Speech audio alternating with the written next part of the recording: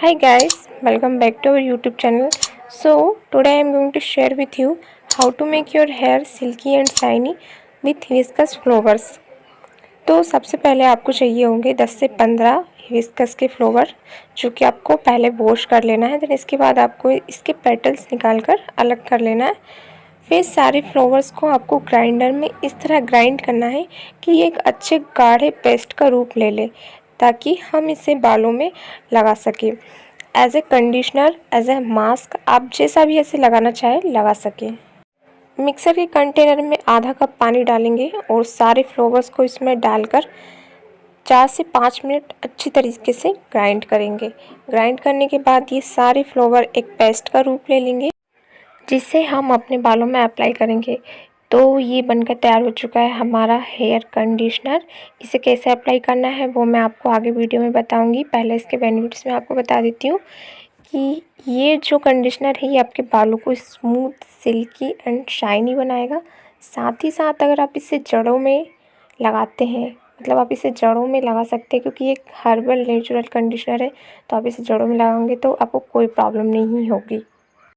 जड़ों में लगाने से ये कंडीशनर या आप कह सकते हैं हेयर मास्क बालों को दोबारा उगाने में हेल्प करेगा, क्योंकि हिबिस्कस फ्लावर में नेचुरली म्यूसिलेज पाया जाता है, जो कि बालों को नेचुरली कंडीशनिंग करता है।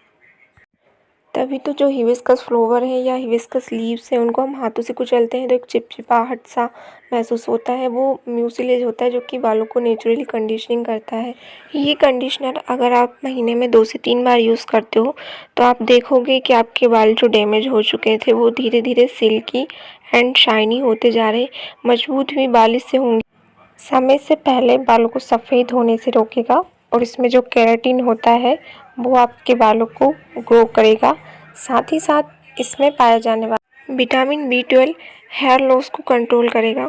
तो चलिए देख लेते हैं इसे कैसे अप्लाई करना है। आप इसे चाहे तो हेयर लेंथ में भी लगा सकते हैं। मैं आपको इसे जड़ों में लगा कर बता रही हूँ कि आपको कैसे हेयर लाइन बनाते हुए इसे जड़ों में अप्लाई करना है।